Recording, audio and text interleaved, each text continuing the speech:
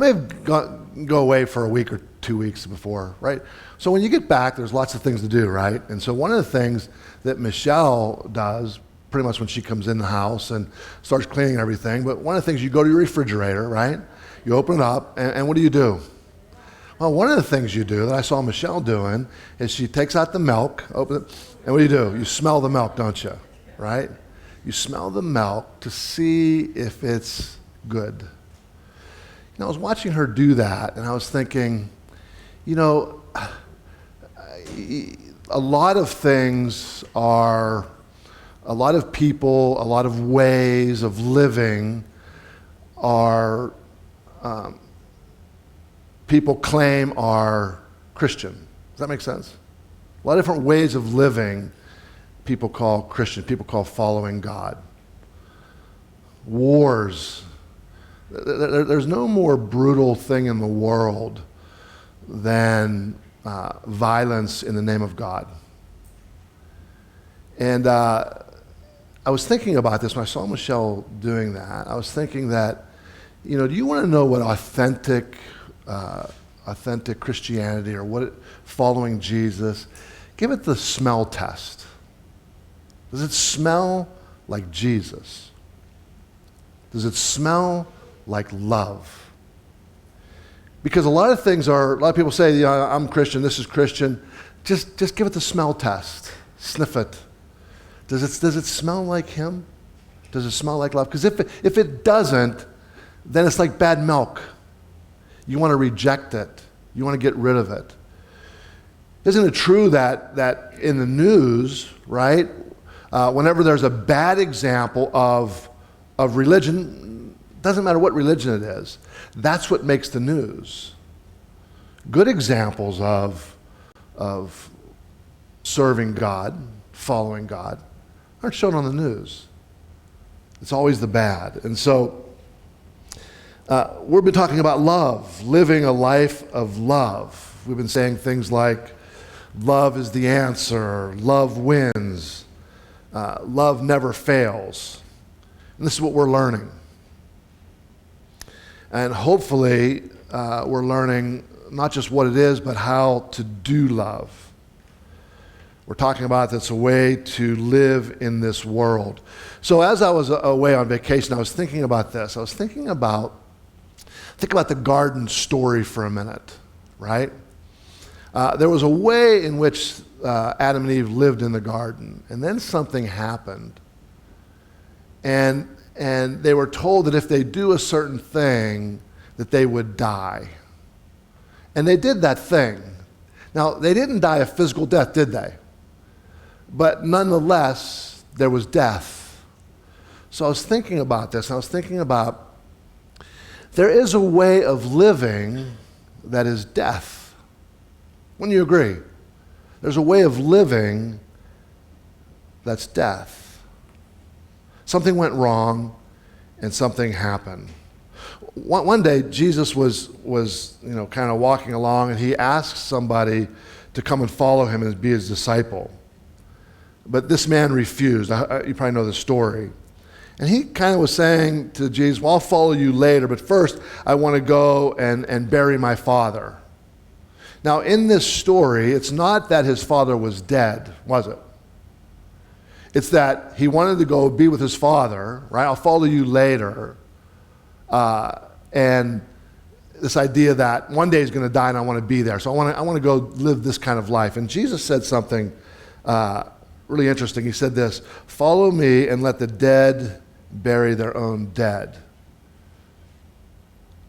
So here's the thing. Obviously, he's not talking about dead people, right? Biologically dead. And I've always heard this taught as spiritual death. And actually, I don't even know what that even means, to be honest with you. Maybe you have an idea what that means. I don't know what spiritually dead means, because we all have spirit. So I don't know what that exactly means. But what I've come to understand in that text is this idea of there is a way in which we can live that's death. It's not life. Jesus was talking about, I'm convinced, and maybe I'm going to try to convince you partially in this today, that he was talking about a way of living. Because in John 10:10, he says what? I've come that you might have life. And so he's not talking about, in there he's talking about a way of living. Because then he says, in its most abundant form. A way of living that's life. There's a way of living that's death and a way of living that's life. Because he's saying this to people who are already alive, isn't he? I've come that you might have life. Well, I'm already alive. No, that's not what I mean. I mean, there's a way to live this life that's life, and there's a way to live this life that is death. And I've come that you might have life. So there's a way to live this life that is love. And as we are seeing this, and as we are learning about it, as we are trying to wrap our finite, puny little minds around an idea. And the idea is this, is that love never fails. Just try to wrap your mind around that. Love never fails. Every one of us can go, yeah, but. Isn't that true? Right? And when I talk about that, people go, yeah, but Jeff, that's a little naive. But the Bible tells us that love never fails. So we drove to Florida. And when we got down to Florida, we had a rental car. And so we had it that day. The next day I had to get it back. And this can be a little bit longer of a story, but let me just kind of try to make it as short as I can. I was supposed to pick the rental car up at 5. But I got it like an hour and a half early. And the rental car was supposed to be maybe like $200 some. But as I showed up an hour and a half early, they said, well, listen, it's this much. It was like almost $600. I said, why is it $600? Well, you get in early, that's an extra day. And I go, what? I didn't understand it, right? And they said, well, but if you return it by this time, when you picked it up, I was supposed to get it at 5, this was like 4 or whatever. If you return it by 4, it'll come off there, it'll just show 2 days. And I said, okay, perfect. So it's 4 o'clock. So I figure I got a GPS, where this place was to return the car, and it said it'll take me 20 minutes to get there, or just over 15 minutes. So I thought, I'm not going to take any chances. I'm going to leave at 3. And so Augustine, my friend's stepson, and my son Brock, they get in the car, and I'm going to follow them because I need to be picked up when I take it back. So I kind of have the GPS on, but I'm following him, and we get off at this one exit, and I see my GPS says to go right, and they go left. So I go right, and they go left. He called me and said, where are you going? I said, no, my GPS said to go right, so I'm going right. Well, we're going left, because at the mall where you say that's down here. I said, okay. He went down there. I went to my destination. I get there, and I don't remember the exact details, but let's just say it was 301, this address. So I get there, and it's just a parking lot. I'm thinking, this can't be right. You know what I mean? I'm looking around for the address, and it said 1301 rather than 301. Oh, that's wrong. Okay. So I call them up, and I'm at the wrong place. I said, you're at the right place. He says, we can't find it. I said, well, it's down there. So I turn around and go that way. They turn around and come this way. We cross on the road. I get down there, and I'm looking around, and there is no budget rent-a-car down there. So I stop, and I start asking people where the budget is and everything, and no one knows where it's at, and they're up that way. And I said, come back down here. I look at my phone, and I have like 1% charge on my phone. I'm like, I can't believe this, So they send me a text, we found the right place. We found the right place. And my phone goes dead. I have no GPS, I can't look, I have nothing. So I go into a gas station, I buy a cord, I have an Apple. So I buy a black cord. Anybody ever buy a black cord? The black ones. Nobody? Okay. So you plug them in, it goes, this is not compatible, or may not be compatible with your system. I plug it in, and I'm sitting there waiting, and I'm waiting. So I pull off the side of the road. I waited 10 minutes. 10 minutes for a little bit of a charge. Gets a little bit of charge. Now, mind you, I have to have it back by 4 o'clock. So when it gets charged, I look at my phone on there, and it says it's 5 to 4. Thinking, there's no way. So I call them. Hey, we found it. We're going there. It's a mall. It's like about 20 minutes away. And I go, well, I'm done. It's after 4 o'clock. I'm going to have to pay the $500. Might as well keep it another day. So I started heading back to Sarasota, back to Siesta Key. And so then I finally talked to them. I said, we found it. Why don't you come back? I'm going to ask them if it's still okay. And I'm so mad at this point, right? I mean, it's just, I'm just fuming. So I turn the car around, I'm heading back there. So and the story's not even over yet. I get there, and it's a mall. And I see all of these budget trucks parked there. So I go, okay, it's gotta be around here somewhere. So I park the car right by these budget trucks, and I call them up, I go, where are you? We're in the mall. I said, what did they say? He said, we haven't talked to anybody yet. I said, you've been there for a half hour. He goes, I know, they're waiting on somebody. I go, you got to be kidding me. So they said, go in the mall and turn left and make another left. So I start walking around the mall. I can't find it in the mall.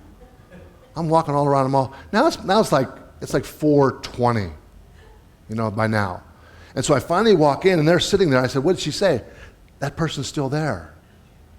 So I am so mad, because I'm going to pay $500 for this car, right? So I'm going to get up there. I'm going to let this lady have it. I am just so upset. So I get up there, finally the person leaves, I get up there and I go, this place is, and I'm not saying this in a nice way, this place is impossible to find. I can't believe you would have it here. She goes, oh, everybody has that problem, and she's so sweet, and she's talking to me, and I go, and the thing is, Mom, it's going to cost me more, and I'm rattling all this stuff off, and she said, well, why is that? And I said, because I'm late. She goes, late, that's nothing. And so she starts doing it and everything, and she goes, why does it say this amount? And I explained what I just explained to you. She goes, well, we're going to take care of that. How about if we say you brought it back at noon?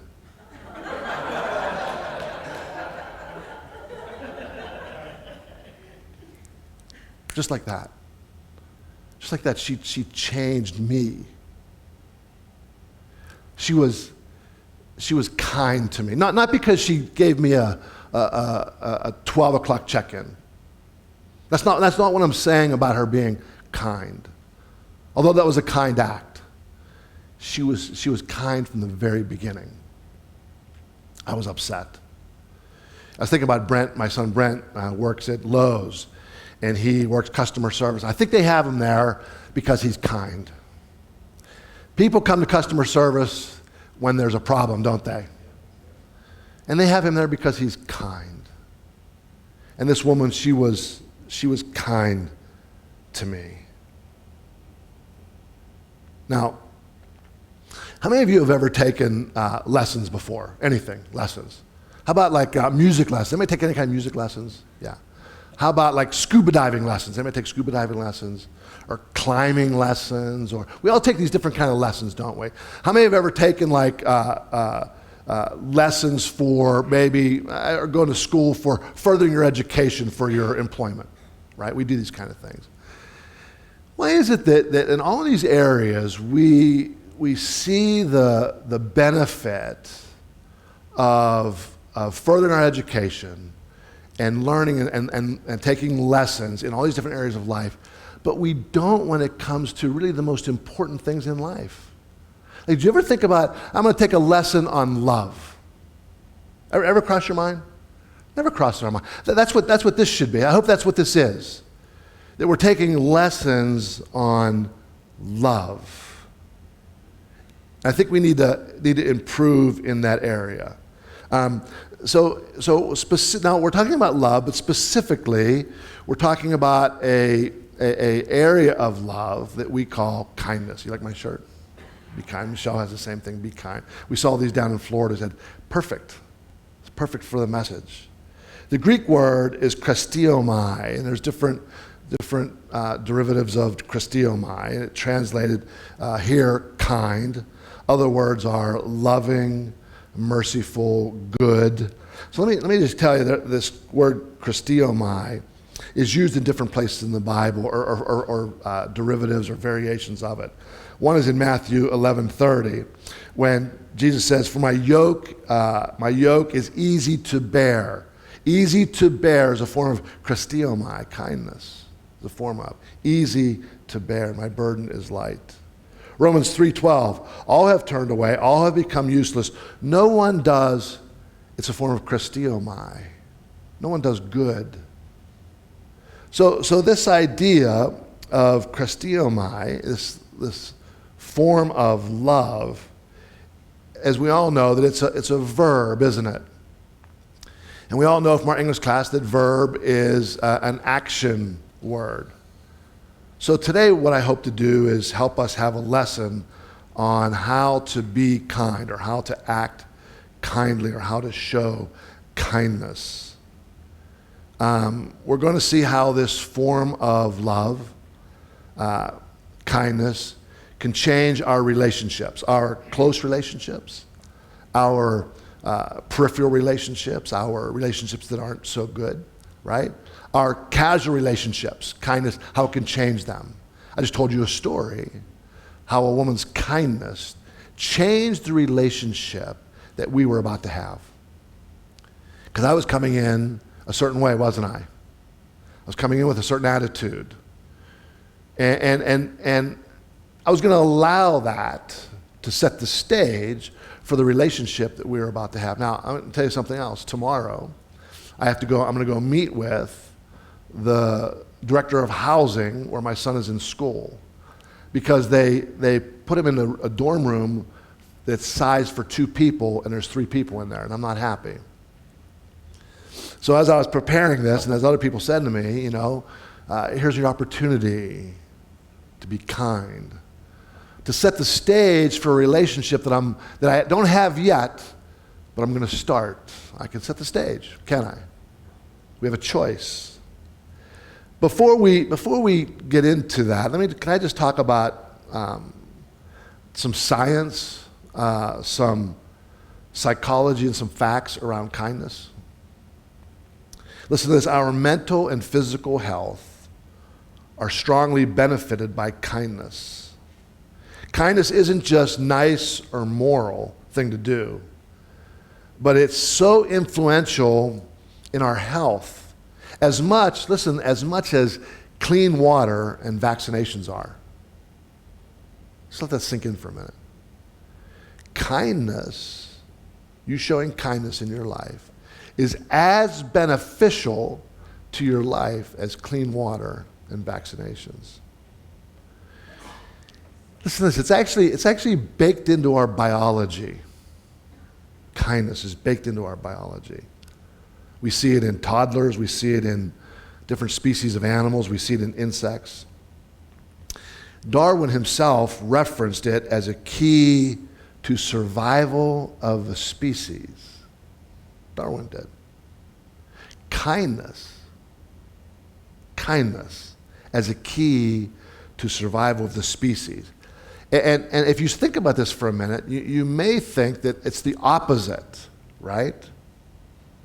This is what I learned. I learned that people who volunteer regularly, we need people downstairs. I learned that people that volunteer regularly have death rates 20 to 40% lower than those who don't volunteer. 20 to 40%. That's pretty good, isn't it? And what's the key to it? Volunteering regularly. 20 to 40% lower death rate. Recall with me in your memory banks, if you would, the rush of the feeling, the positive feeling that you experienced the last time that you performed a kind act. Search your mind. Last time you did something kind for somebody. Wouldn't you agree that kindness feels good? Would you agree with that? Kindness feels good. There's a distinct sense of satisfaction. They call it a helper's high, or this warm glow. Here's why. because kindness ignites the brain's reward system. It's said to be among the drivers of pro-social behaviors in humans. So here's the thing. Kindness not only feels good, everybody look at me for a minute. Kindness not only feels good, it does you good physically. It does your physical body good. Connecting with others through kind deeds allows us to meet our basic psychological needs of relatedness and belonging. We all know we all have a sense of belonging, and kindness helps us experience that. Performing acts of kindness can also increase life satisfaction, positive mood, peer acceptance. Listen, it stimulates the release of serotonin and oxytocin, which can increase trust, reduce fear and anxiety, and help us read each other's minds. You know what another word for that is? Read each other's minds?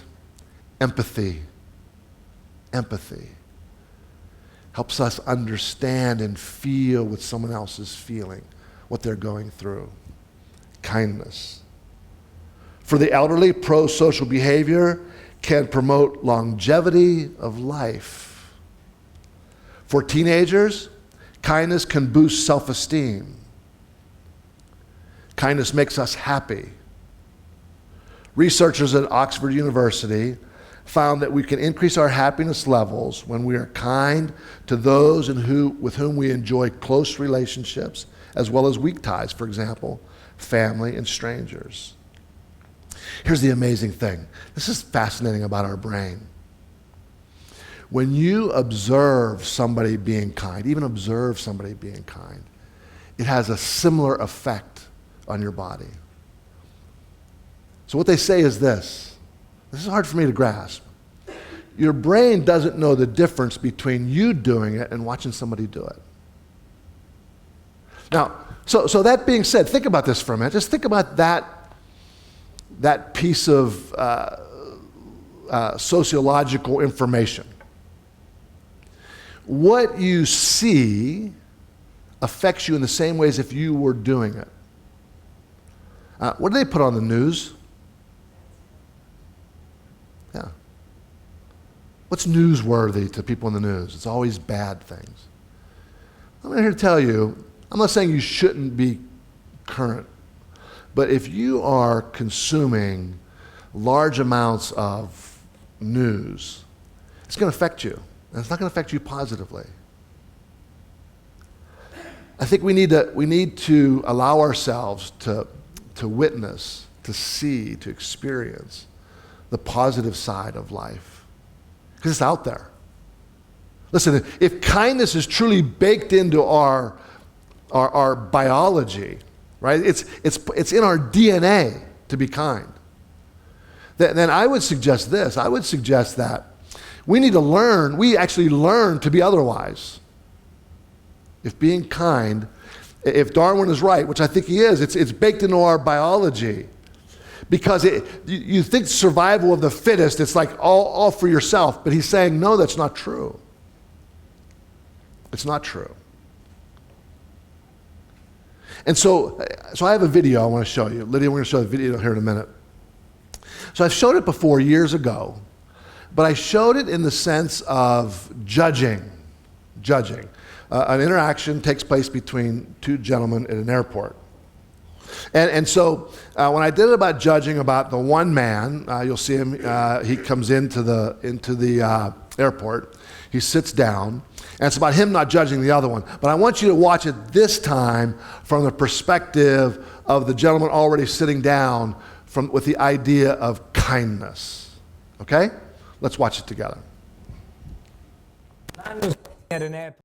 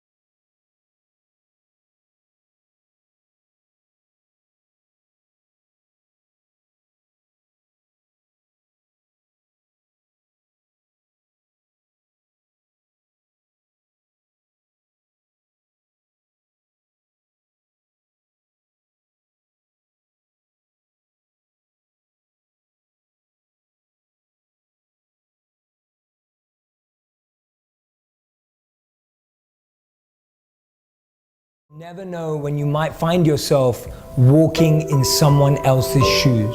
And remember, the best apology is changed behavior.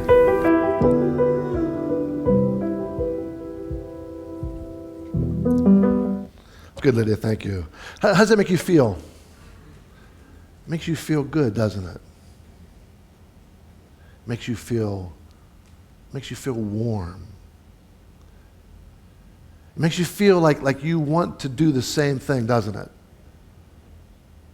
Even watching an act of kindness. Kindness is defined as a quality of being friendly, generous, considerate. Other words, affection, gentleness, warmth, concern, and care are words that are also associated with kindness. And I want you to know something. Kindness isn't this meek, wishy-washy thing. Being kind often requires courage and strength. And it's a skill. It's an interpersonal skill. So we talked about this already, this idea of survival of the fittest. Survival of the fittest is usually associated with selfishness, isn't it? I need to get the resources that I need for me to survive. This, we think of being some kind of a basic instinct to look out for yourself, survival of the fittest. But as I said, Darwin, who studied human evolution, actually didn't see mankind as being biologically competitive and self-interested. Darwin believed that we are profoundly social and a caring species. He argued that sympathy and caring for others is actually instinctual. We're actually born with it. But what I'm suggesting to us is, if we're not like that, it's because our society and our culture has trained us to not be that way, to only look out for ourselves. That's what's not natural. That's what's not natural to our species. In other words, I said it before, that kindness is actually part of our DNA. If that's true, how can we then relearn? How can we get that back, that thing that is actually part of who we are as humans? Science really supports this. Science has shown that devoting resources to others, rather than having more and more for yourself, brings about lasting well-being. Science has shown it. Not getting more for yourself, but giving more of your stuff away, devoting more of your resources to others, brings about lasting well. Listen, you should write that down. You should go home and you should think about it. You should do some research on your own. Don't let this just fly over your head. Gathering more for yourselves, accumulating more and more and more, does not promote lasting well-being. But giving more of your resources away does. Kindness has been found by researchers to be the most important predictor of satisfaction and stability in marriage. Listen to this. Many colleges, including Harvard, are now emphasizing kindness on their applications for admittance. Okay, so enough. I hope that I've adequately persuaded you already that kindness is of utmost importance to us. So what we need to talk about now is some nuts and bolts, okay? Some nuts and bolts about kindness, ways in which we need to practice and the ways in which we experience kindness. The first thing is this. The first thing that's so important is we need to start with ourselves. To start with yourself. Ask yourself a couple questions. Do I treat myself kindly? Do I treat myself kindly? Look at me for a minute. Stop writing for a minute. Look at me for a minute. We all have an internal dialogue, don't we? Right? Everybody's not looking at me. Some of you are passive aggressive right now. I'm not going to look up. I'm not going to do that. Look at me for a minute. This is important. We all have internal dialogue. Pay attention to your internal dialogue. What are the things that you're saying to yourself? See if the thoughts that you're having towards yourself are kind. Because it has to start there. Do you speak, that internal dialogue, do you speak gently and kindly to yourself? Do you take good care of yourself? Here's a couple tips. Think about people that you love the most and how you are kind to them. Well, maybe that's not a good example, because sometimes the people closest to us, we're not kind to them, right? I see, like in our family dynamics, right? You know, when you're in the house, you kind of let things down. But I watch my boys interact with our closest friends and how kind they are, right? And because sometimes in the home, it's not that you're not kind, it's just that your guard's down and you're just kind of raw a little bit, right? But those people that are closest, that are outside there, how kind you are to them. Actually, am I that kind to myself? Do I treat myself with the same amount of kindness, the same amount of love that I show others? Another tip is this. Remember our common humanity. Our common humanity. Even the Bible says about Jesus that he experienced the things which are common to us. That we all have. The most amazing thing that I think, the realization that you could come to in your life, is that no matter what you're going through, you're not alone. You're not alone. There are others that are experienced or have experienced or will experience the exact same thing. There's no experience that you have that hasn't been experienced by someone else. You may think it is. You may think you're the only one. But remember our common humanity, that we all go through difficult times. We have a shared human experience. The third tip is mindfulness. I don't know if you've ever heard that term before, mindfulness. And it's the idea of this. It's experiencing things just the way they are. Just experiencing them. Whether they're good, whether they're difficult.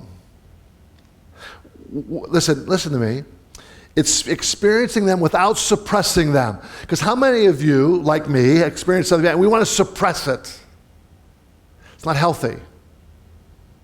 So mindfulness is experiencing it without suppressing it. But also, the opposite then is to don't over-identify with it, right? Isn't that what we do, right?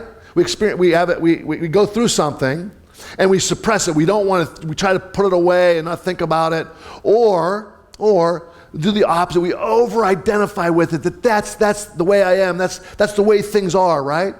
And mindfulness is this idea that we just experience it. And we go, well, this happened. I don't try to, suppress it. I don't try to pretend like it didn't happen. It did. I don't over-identify with it. Whatever it was, whatever mistake you made, it's not necessarily who I am for always, all of time. And so these are ways in which we can practice kindness, first off, to ourselves. The benefits of I'll call it self-compassion, the benefits of self-compassion, building resilience in your life, optimism. You have a healthier stress response. I'm learning so much about stress that it's really interesting how all of us react to stress differently. And many of us, if not most of us, if we're not helped along the way, or we're not trained or studied in it, we don't even recognize stress in our life. I talk to many people that they're going through a stressful situation. And you ask them, now I'm not stressed. Because they don't understand, they don't recognize stress. We have a friend that their son have all these medical issues. Night sweats, temperature's 50 degrees in the house, 60 degrees in the house. He's sweating profusely, puddles in the bed, but his skin is cold. Stomach problems, right? All these different kind of things. I'm not saying that I'm playing doctor and I'm saying that's stress. What I'm saying is we need to learn how our body responds to stress, right? Just like tragedy, right? Some people experience tragedy and they cry. Some people experience tragedy and they laugh. Isn't that true? Right? And so we need to learn how our body behaves, how it works, and understand that it starts with self-compassion, that it can help a healthier stress response. It reduces depression and anxiety. So let's talk about some ways to help us with kindness in our life. Number one is simply this. Simply be aware. Be aware. You ever watch, what's the name of that show? Born Identity. Ever see Born Identity? Ever see that? So he's this Jason Bourne's this guy who is trained, to be like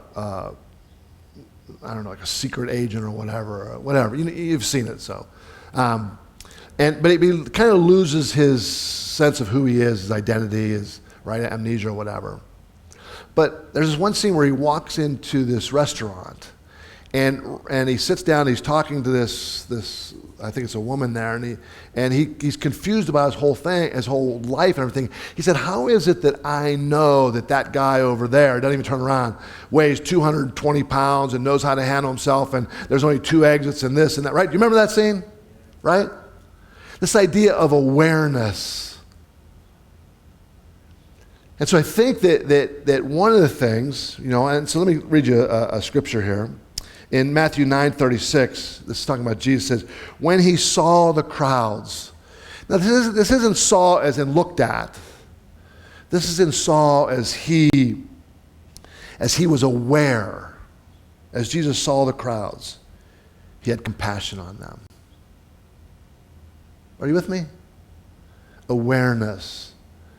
Be aware of what's going on in the life of people around you. Ever be with somebody and go, this isn't, like Michelle said about our friend's son, this isn't him. He's not like this. That was an awareness. It was an awareness. It said, because they were harassed and helpless like sheep without a shepherd. So open your eyes. Open your eyes. And be active. Like Jesus, when you see people in need. Do you notice people when they can use a helping hand? Listen, a sense of community is established when we are kind to those who are in need, when we help. Open your eyes means you notice when people are suffering.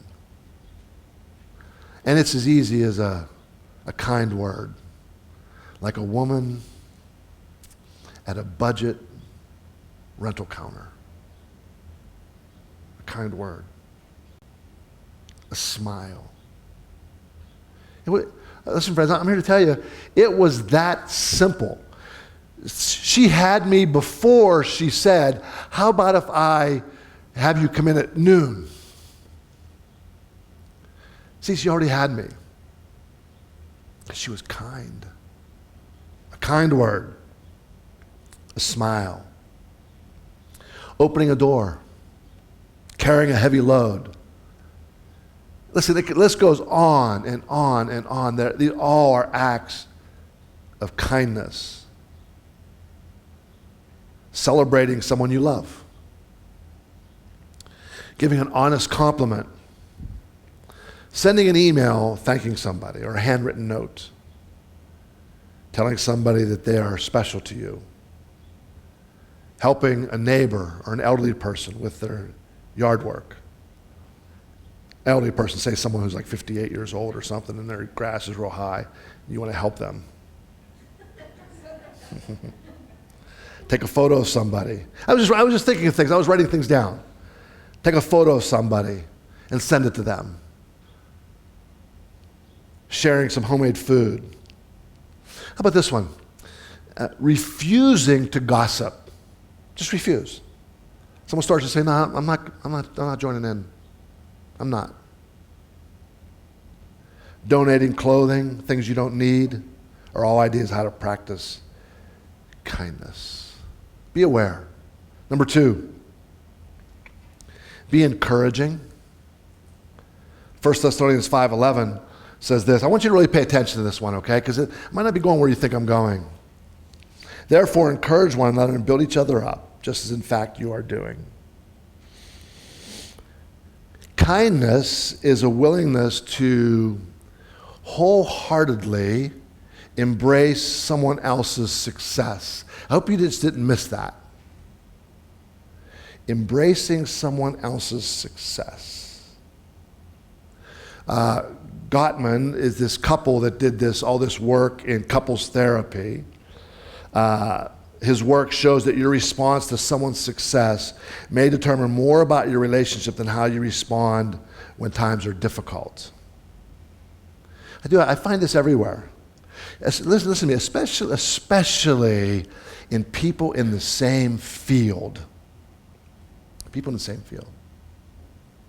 Someone else does something in their field, it's hard to acknowledge their success. Why is that?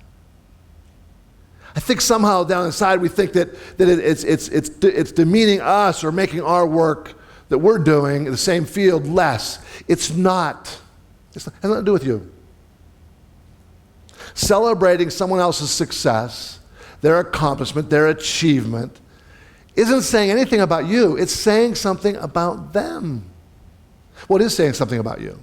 Saying something about your maturity level. Saying something about how, listen to me, everybody listen to me, this is so important, this is so important. It's saying something about how you actually value yourself. Not how you think you value yourself in your work. How you actually value yourself in your work.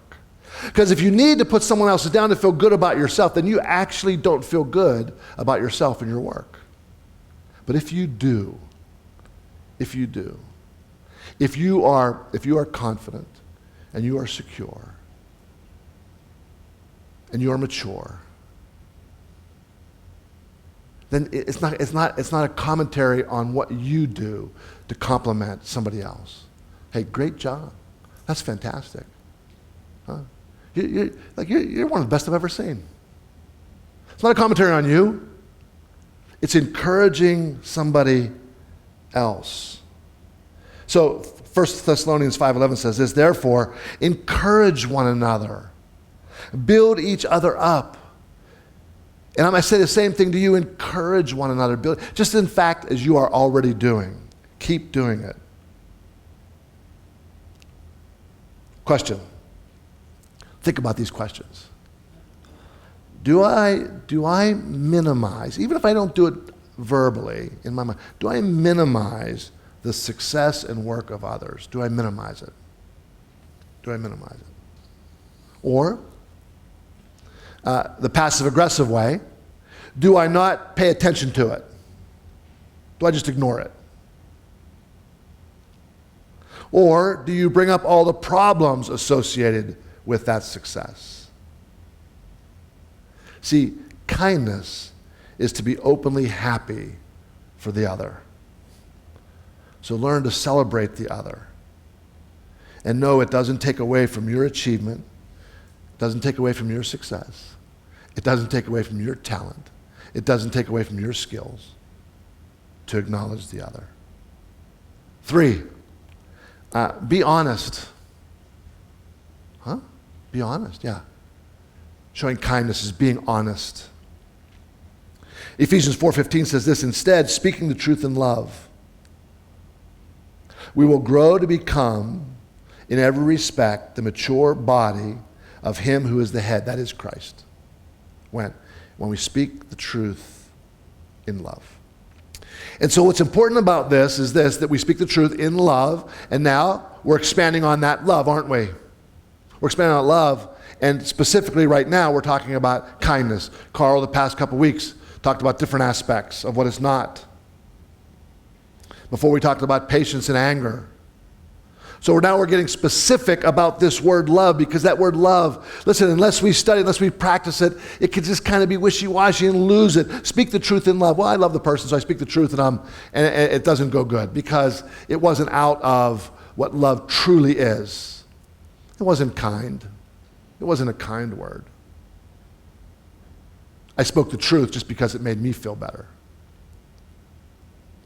So we speak the truth in love. It's about telling the truth in a gentle way. Listen to me, when doing so is helpful to the other person. Sometimes you want to speak the truth, it's not going to be helpful anywhere. Just zip it for now. Just zip it for now. Listen, the point in speaking the truth in love is that it's helpful to the other person. They may not be in a position to receive it, or they may not be in a position to receive it from you. They need to receive it, maybe not from you. Listen, receiving accurate feedback in a loving and caring way is an important part of a trusted relationship. The courage to give and receive truthful feedback is a key component to our growth, to flexible thinking,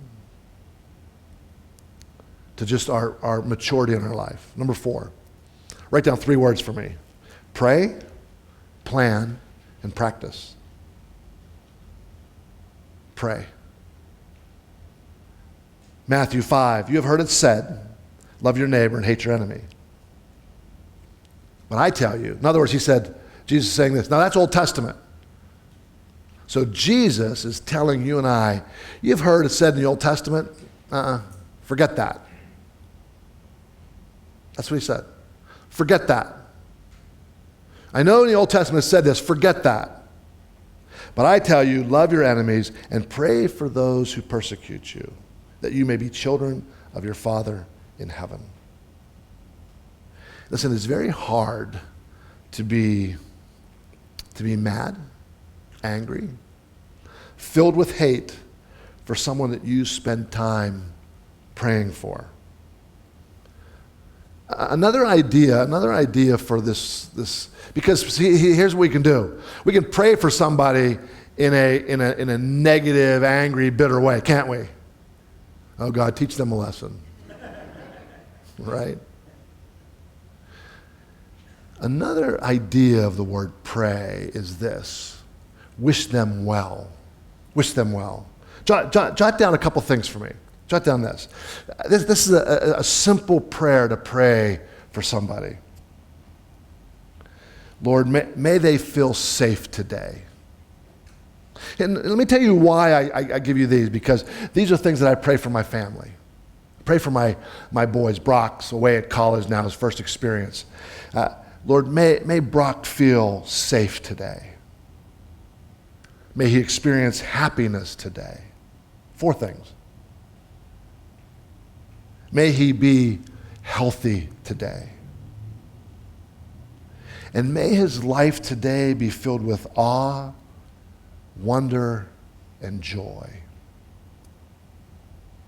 So jot those down and think about somebody that you're having trouble with, right?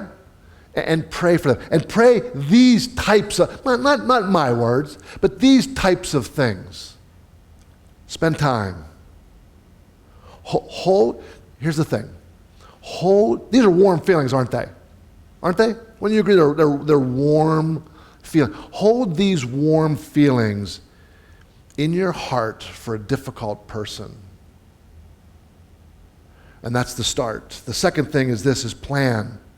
Ephesians 5:15 says this: look carefully then at how you walk. It's not talking about your steps. It's talking about how you live. Then listen, look carefully at how. So when we were in Cameroon, they speak Pidgin English. And one of the greetings they say is this, Nahafuyu Duwaka. Nahafuyu Duwaka. So what they're saying is, how are you walking? How is life? How's it going with you? Right? How are you living? Nahafuyu Duwaka. And it says, look carefully then. Pay attention to. Don't just live randomly and haphazardly. Have a plan. Look carefully at how you walk, how you live. Not as unwise, but wise. Making the best use of your time. The third thing is this, is practice. Philippians 4:9. What you have learned and received and heard and seen in me, practice these things. Pray for others. Plan to do good. Plan to be kind. And practice. 20th century novelist Henry James said this, 3 things in human life are important. The first is to be kind. The second is to be kind.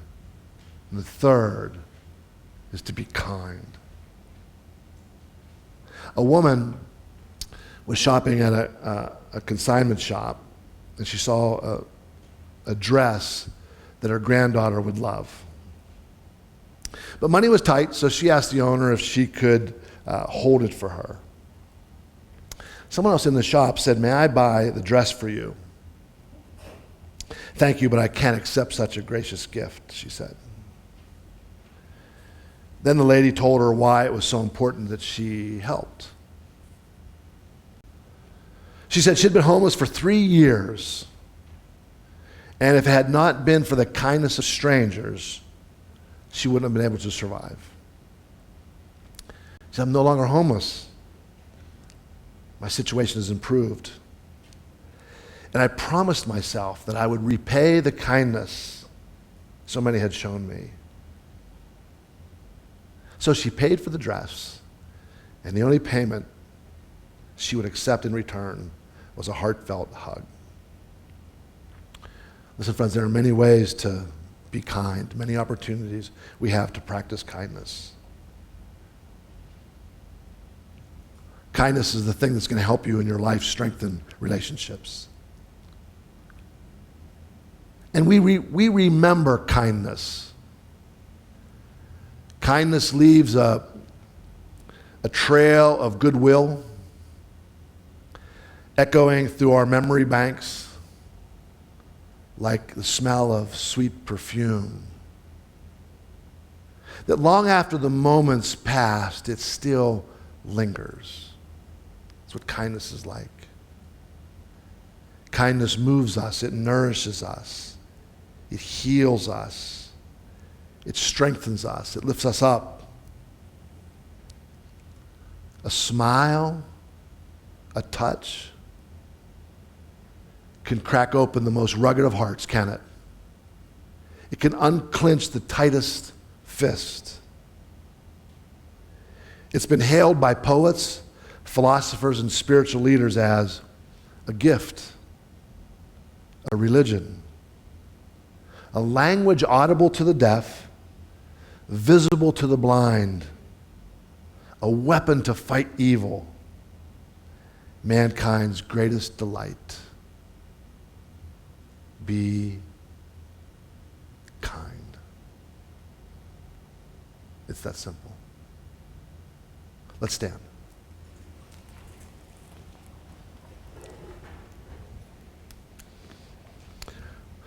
Lord, today help us to take these thoughts, these words, and assimilate them into our life. Make them not be just words, but to be our reality. To understand the truth behind them. Help us to, as always, help us to live these words so that through our actions, and people will smell and sniff to see if this is authentic. It'll be a sweet aroma to them. We thank you for it in Jesus' name. Amen. Amen. Thanks, friends. Have a great day.